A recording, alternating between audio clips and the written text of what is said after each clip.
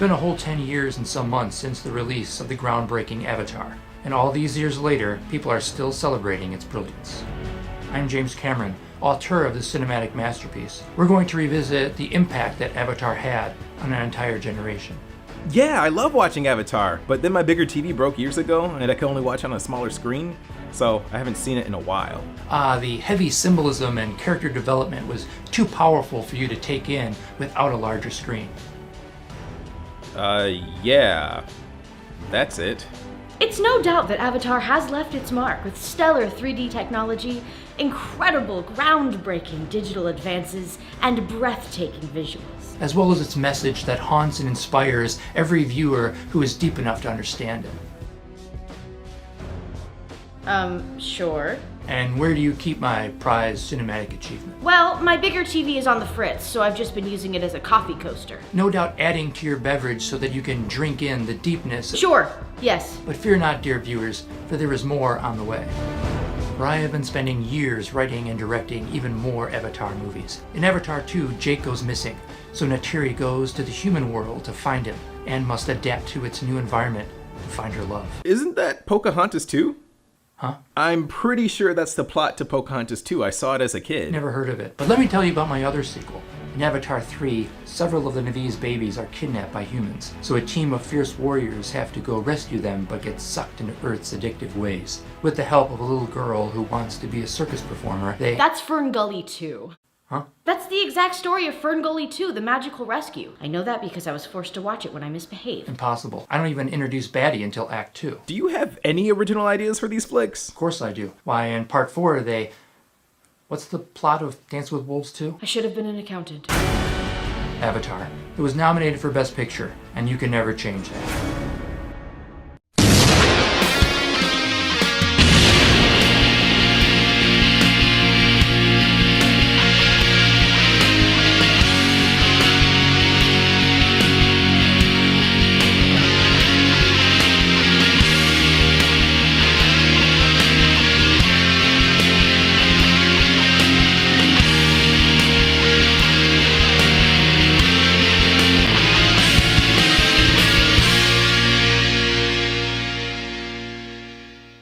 Hello, I'm the Nostalgia Critic guy, remember? So you don't have to.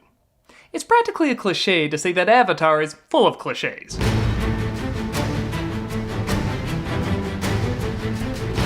The incredibly hyped, over-budget, former highest-grossing film ever still seems to have the same reaction it did now that it did over 10 years ago. The plot and characters aren't very good, everybody knows it, but nobody cares. Everyone's made the comparisons to Dances with Wolves, Fern Gully, and Pocahontas, but to many, Avatar was more of a spectacle than a film. The 3D was unlike anything seen at the time. The entire film being shot in IMAX as opposed to just part of it was rarely seen for big-budget films. And the visuals were colorful and grand in scale. Many said it felt like you were really there in a completely different world. You don't judge the story and characters of a roller coaster, you just enjoy the ride. That seemed to be most people, and even critics' reactions. But for a film that took the world by storm, the highest grossing movie of all time for several years, nobody really talks about it. I mean, how many talks have you heard about Star Wars, Marvel, Harry Potter? Tons. But after it left theaters with an impressive 8-month run, people stopped talking about it. Think about that. The highest grossing movie for a decade, and people have little passion to discuss it. Whether you like Titanic or not, the former highest grossing movie ever made, everyone had a strong opinion about it, but with Avatar, not so much. So rather than kick a movie while it's kinda down, I wanted to look at the impact and even lack of impact this movie had. I made no secret I wasn't a big fan of this film, but it's interesting to look over what elements are still being utilized years later and what elements aren't. Well, still poking fun at the stupid because there's a lot of stupid. Let's go back to Pandora, or more importantly, Papyrus Font! Comic Sans pretentious roommate. Over 10 years later, this is Avatar. The film opens with a paraplegic soldier named Jake, played by British-Australian Southerner Sam Worthington. So a week before Tommy's gonna ship out? Don't. Got this. He was the one who wanted to get shot light years out in space. Figured it's just another hellhole. A guy with a gun ends his journey. They take me to this island where I can kill Creed. No, sorry, that was Hugh Jackman not carrying an X-Men Origins, but it was hard to tell, wasn't it? Waking up in space, heading towards the planet Pandora. with compliments to the 3D, I still look at many of these shots and still see them in 3 dimensions, despite me seeing it only once years ago. In fact, the majority of these shots still look impressively massive because not only is so much kept in focus, but the main subjects are almost entirely in view at the center of the screen, allowing you to take in the scenery while also having something to compare in size.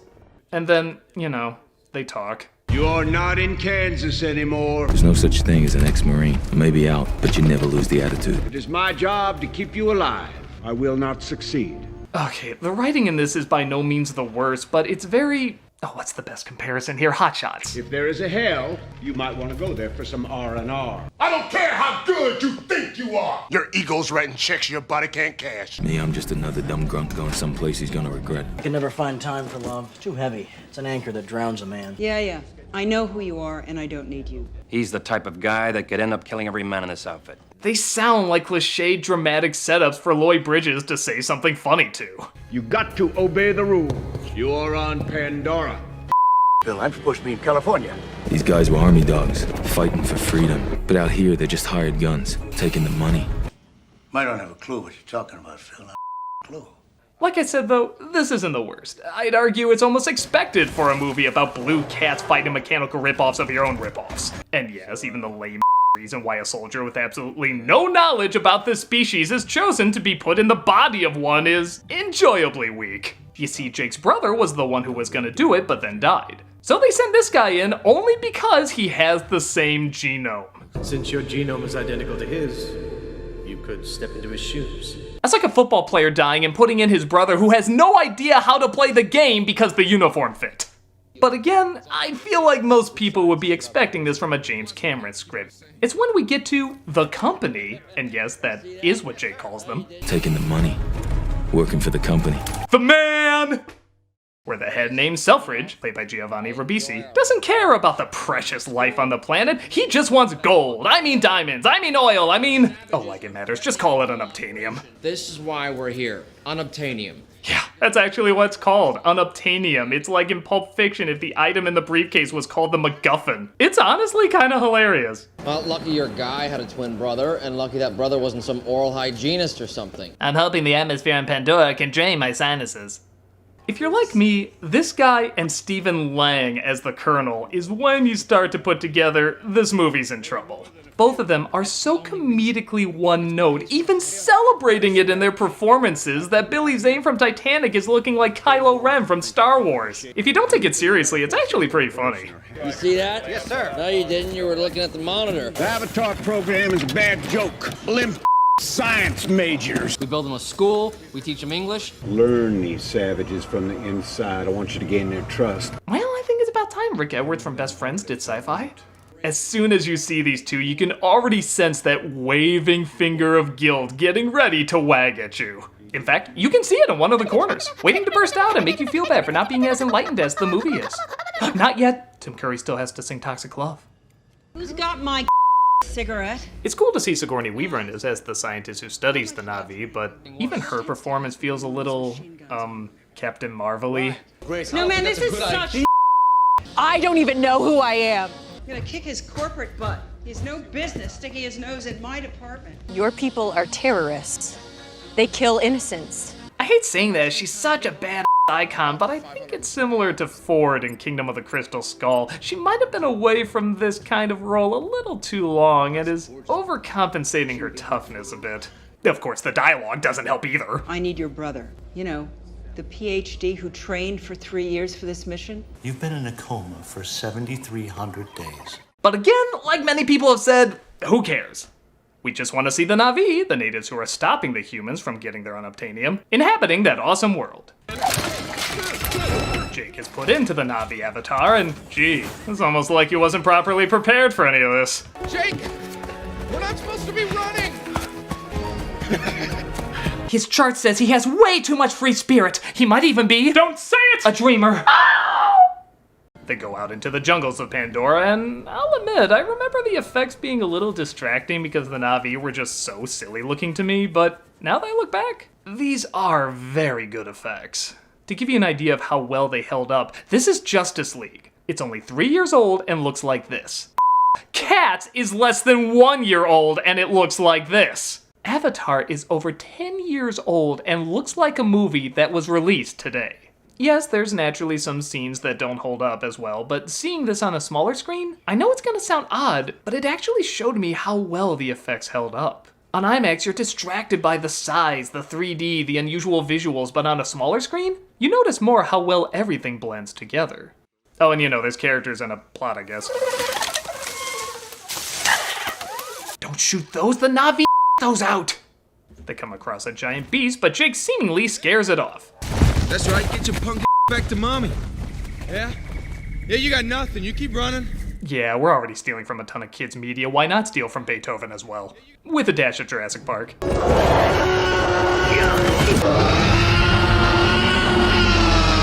Jake is separated from his team, but is discovered by tasteful getting ready to take him out. No, Grandma Jellyfish Willow senses good in him. And this Cheerios beast should scare away any predators. He's saved by Neytiri, played by Zoe Saldana. And she mocks his survival skills. You're like a baby, making noise, don't know what to do. Hey, don't talk about the director like that. Tanga! He had 1 day until retirement. Seeds of the sacred tree, very pure spirits. Yeah, they never did that for Weaver, who literally dedicated her entire life saving them, but you're Neo. You're just the one because you're the one. Isn't it nice being born important? So because the tree picked him as the Messiah, Neytiri takes him to her clan, who write more Jurassic Park ripoffs.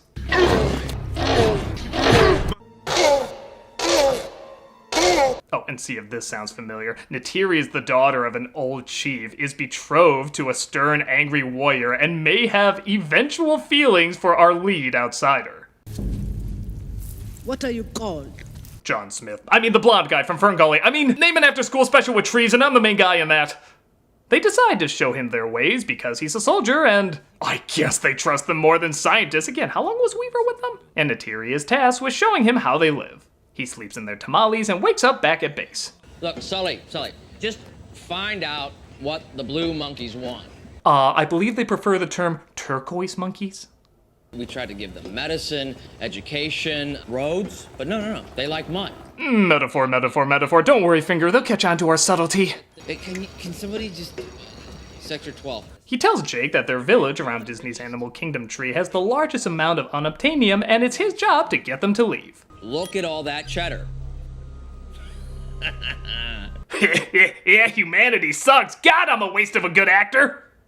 He's given 3 months as the Na'vi show him all the secrets of their ways, and yeah, this stuff is still pretty cool. This is what people got into the most. They said this film was great at world building and making you believe you traveled to a new realm. While these scenes are very beautiful, I have a theory. I don't think it's the world that drew people in, I think it's the look. Avatar is visually amazing, the colors and creatures are beautifully designed, but I don't think it's an example of good world building. In my opinion, good world building should be innovative in either environment, character, or both. It should leave you wanting to know more about how the world works.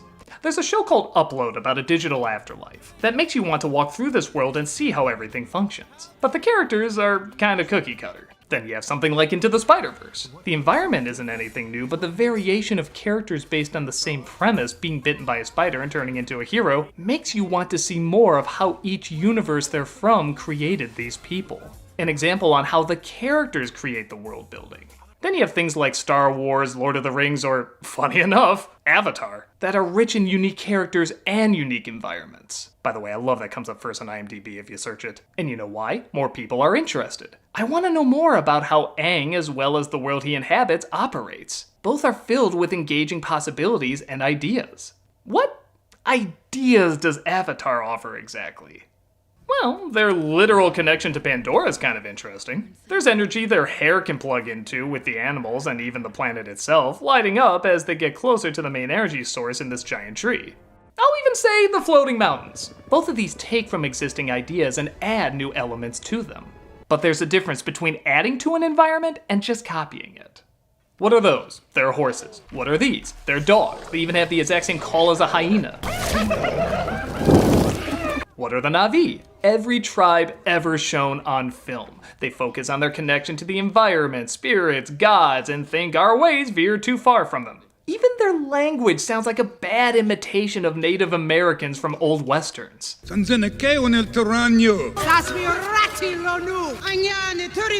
Maromidai, Diphthong, Wekshaw, Latoya, Tito, Germain. I have to admit, I didn't think I'd be referencing Hotshots this much. I feel like it's not creating something new, rather painting over something that's old. How cool would it be if the Na'vi had 10 arms, a language that sounded like a gargling hippo, and were born from a giant Kareem Abdul-Jabbar? I don't know, I'm just saying this off the top of my head. I already want to know more about how that world works. But here, I bet their version of a lemur is similar to our version of a lemur. I bet their flying lizards are similar to our flying lizards. Even when they go to other tribes, they all look the same. I can tell the difference between every army in Return of the King. But which tribe is this guy from? I have no idea. But okay, they're focusing on allegory. That's fine. A lot of great world building has done that before. But once again, those examples tap into character archetypes rather than just copying them. There's a difference between a Lieutenant Dunbar type and Lieutenant Dunbar exactly. Nothing new is added to these character cutouts that were not only old 20 years ago, but also used in children's media, and even they did it pretty lame. Because of this, I admire Avatar for its visual design, not its world building.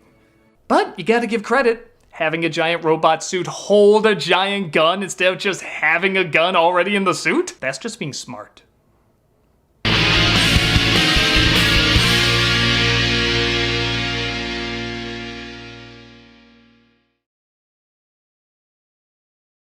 Hey, Doug Walker here, so we're doing something a little different for our middle of the review video. We've been asked to raise awareness of something that's vitally important during this pandemic. With everything going on in the world, it's more important than ever to take care of one another. Whether it's a friend you see every day or a family member you don't see enough. We can all feel isolated or overwhelmed during this crisis. So check up on your friends, check up on your loved ones, but also check up on yourself. Give a call, reach out, offer support, and get their support in return. We want to remind you that if you need support, you can always reach out to NAMI, the nation's largest grassroots mental health organization, to get support for yourself, but also learn how to support others. We're kind of tying this into the charity shout out as well, because we do so much believe in the importance of mental health, and even before the pandemic, your mental health is so important and should be treated seriously. Everybody's going through a lot, so don't be afraid. If you need support, please go to either NAMI.org or call 1-800-950-NAMI. You are not alone. If you need help, please take a look.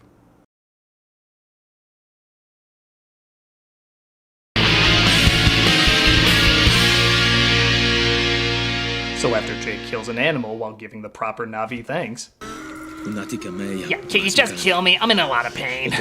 You're welcome. This means nothing to me. Neytiri decides he's ready to ride one of their flying banshees to become a true warrior. What every studio says when Cameron goes over budget. He, of course, makes the bond and is taken to the Tree of Souls. The Tree of Souls. It's their most sacred place. You know, I'm finding I rarely like movies that have a tree of something. Unless it's a tree of death, mayhem, or chocolate, I'll usually pass. But it looks like they're chased by a dangerous animal called Turok, who has chosen only 5 riders in all the years the Na'vi have existed. My grandfather's grandfather was Turok Makto. Turok chose him. He brought the clans together in a time of great sorrow. Well, I've only been here 3 months. I'm sure I can be a better Na'vi than the actual Na'vi are. But they're awoken to an unpleasant sound. Ready for round 2? What the It looks like big bad humanity has started the demolition, so Jake and the others try to explain how they're ripping off Atlantis, the Lost Empire, as well. There's some kind of electrochemical communication between the roots of the trees. It's a global network, and the Na'vi can access it. The crystal is alive. Their deity, it's their power source. They're a part of it, it's a part of them. Oh, come on, we bomb with the same story, and you break box office records. Who cares? We own you now anyway. We're gonna own everything. They can upload and download data. What the have you people been smoking out there? I mean, you think I spent millions of dollars in your department to actually listen to you? Pfft, I'm just like burning money. Look! I do the same thing when I finance an Emmerich movie. To make things worse, Jake recorded that the Na'vi would never leave, and it was pointless to have him out there. They're not gonna make a deal. There's nothing that we have that they want. Everything they sent me out here to do is a waste of time. I suppose someone could check my log whenever they wanted, but with these guys, they seem on the level. The demolition heads for the giant tree as Jake tries to warn them, leading to another timeless cliche that's always celebrated, the liar revealed. You knew this would happen? Everything changed. Okay, I fell in love. Trusted you! Please, please. You're not a prince, warrior, family member, gay, or celebrity singer? I am instantly dismissing anything you say, even if it'll help us, Owen Wilson. I mean, Jake. They, of course, don't listen to them, and hey, we're being attacked. Someone should have warned us. They take down the tree with their missiles and southern sayings. Right in the front door. I got shooting, Ace. All right, let's turn up the heat, and that's how you scatter the roaches. I need a pointer, and that dog's got just the head for it. Leading to easily my favorite laughable cliche in the movie, and I know it's yours too, sipping the coffee while people burn.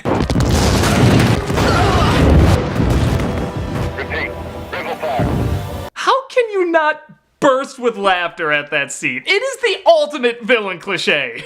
All that's missing is a line like, "Oh, I love the smell of burnt gonzo in the morning."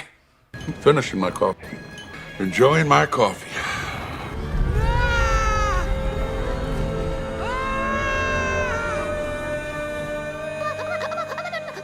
Yes, Finger, it's time for you to wave in full swing.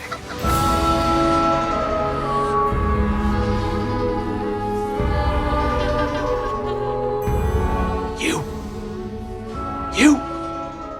All of this is because of you! I know you think it isn't, but it is! It's because of you! See that tree falling? It's you! It's because of you!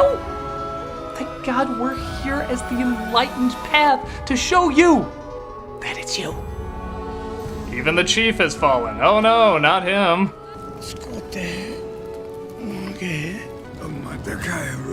You know, I can't imagine how I would feel if any of the Sioux from Dances with Wolves died. Kicking Bird, wind in his hair, stands with a fist. I have to struggle to remember any of these characters' names. Yeah, who is that? I don't know, I just call him Chuck. Chuck's dead, everybody. Poor Chuck. Dry your eyes. Chuck!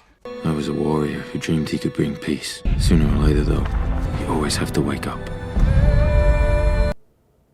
Wouldn't a thermos make more sense? I mean, if you're going to a battle with heavy fire, it's gonna spill in a cup. Oh, I mean, the poor Na'vi! Oh my God, I got to know him so well! The tree is knocked down, Jake and his friends are thrown in the brig, and even a pilot, played by Michelle Rodriguez, disobeys orders and flies away. No doubt being thrown in the brig with him, or she's fine. Personally, I don't feel these tree-hugging traitors deserve steak. Make it steak? That's Hey, heard you disobeyed a direct order. I think I'm supposed to slap you on the wrist or something. Let me check protocol. Oh, I was wondering why a pilot was serving food. Stay here. I need someone on the inside I can trust. And thankfully, there's no security cameras in this technologically advanced base. Best picture! Go! Weaver is shot, though, leading to another great corny as line. This is gonna ruin my whole day. Yeah, I wanted those to be my last words in Alien 3, but even they weren't crazy enough to put it in. I'm gonna get you some help, Grace. I'm a scientist, remember. I don't believe in fairy tales. Well, too bad you're in 3 of them. Outcast, betrayer, alien. Okay, yeah, by this point, everybody figured out all your monologues is this. You're not the Shakespearean soliloquy you think you are. Taruk is the baddest cat in the sky, so why would he ever look up? Jake believes he's the one to bond with Taruk. Again, 3 months, and he's so much more Na'vi than the Na'vi, and he wins over the tribe's respect once more. They try saving Weaver by generating holy I don't know. But it doesn't work and she passes away. She is with A1 now. Is that a goddess? No, A1 steak sauce. We're gonna eat her in a moment. Grab a plate. You ride out as fast as the wind can carry you. You tell the other clans to come. So Jake encourages them to reach out to the other tribes. Oh wait, are we supposed to see this guy's evil? I totally missed that. Better hammer it in more. Now, the hostiles believe that this mountain stronghold of theirs is protected by their deity. That's as crazy as believing in life on other planets. They won't come within 1,000 clicks of this place ever again. Yeah! Now do the chant with me. We're not wrong! We're not wrong! They all set out, getting ready to attack. I want this mission high and tight. I want to be home for dinner. And where is my evil coffee? Thank you.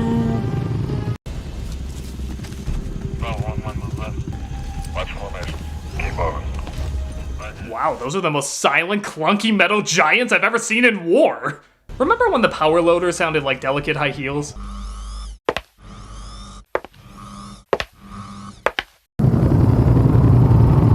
Ready, and... on them! The Na'vi attack, and... once again, this is a visually pleasing action sequence. It's not like Cameron has ever done a bad action sequence, and this one is a lot of fun. Though once again, the reasoning behind some of the fights is pretty lame. Like when the goddess A1, that is to say, the planet itself, joins the battle.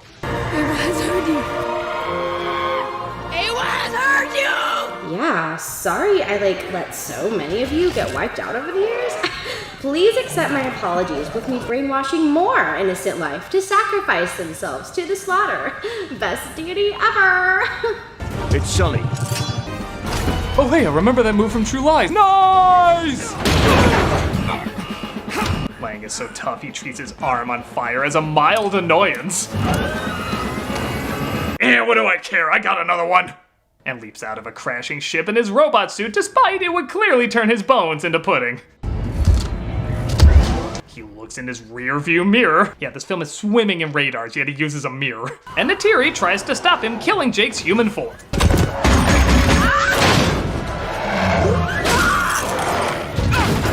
Hey, weird question. How come they don't have avatars for human beings? Like, make a human being avatar to go fight your battle so that nobody gets hurt?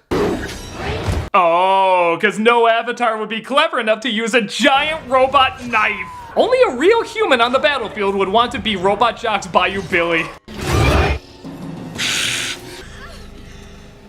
Please tell me while he watches this thing die, he drinks a giant robotic cup of coffee. I need this to be a thing. But Jake arrives and doesn't do much better. Neytiri gets the final shot though. God, I hope that's the image they use when they won Best Picture at the Golden Globes. Avatar. And she saves Jake. Those crazy humans are sent back to Earth like kids being grounded to their rooms, and Jake uses the Tree of Souls to transfer forever into his Na'vi form.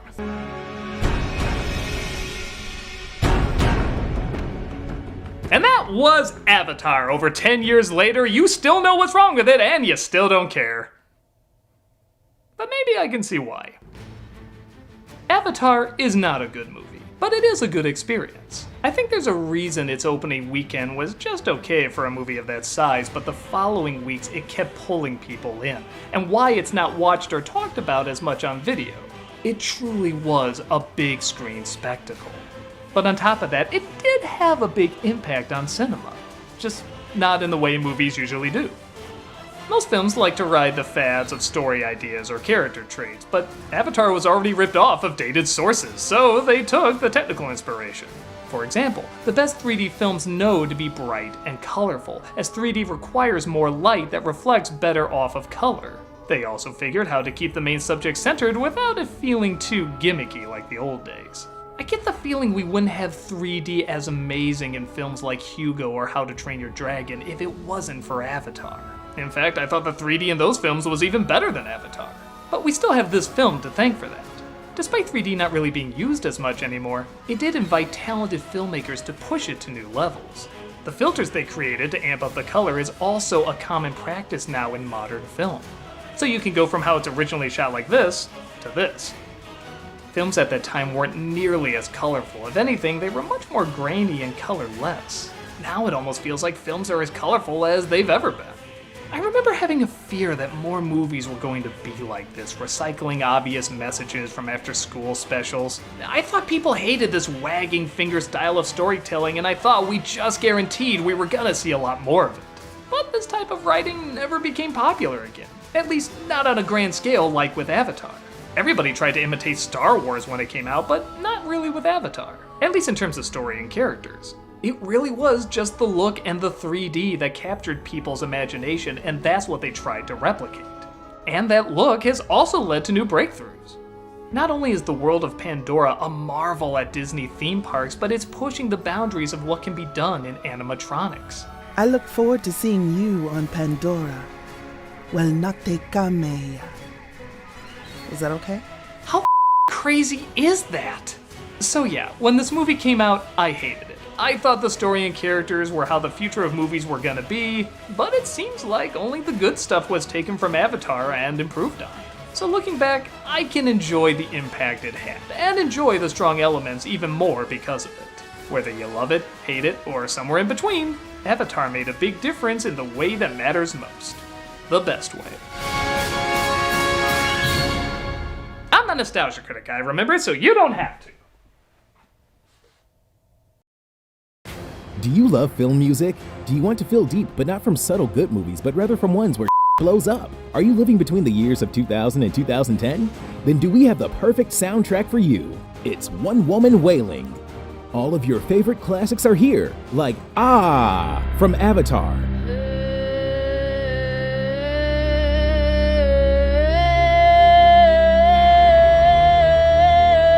as well as Ah Ya Ya Ya Hey from District 9.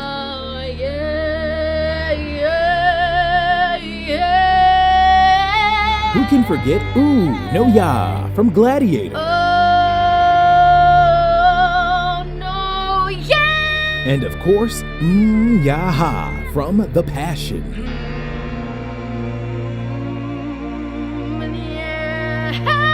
We know you're sick of that one track from Platoon being played over and over. You want something new that can be easily duplicated and manipulative.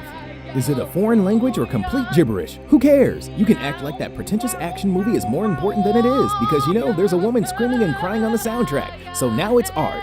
Whether it's Hulk, Crash, or even Matrix Revolutions, One Woman Wailing will always be there to make sure you won't sleep soundly. One Woman Wailing. It means something, I think.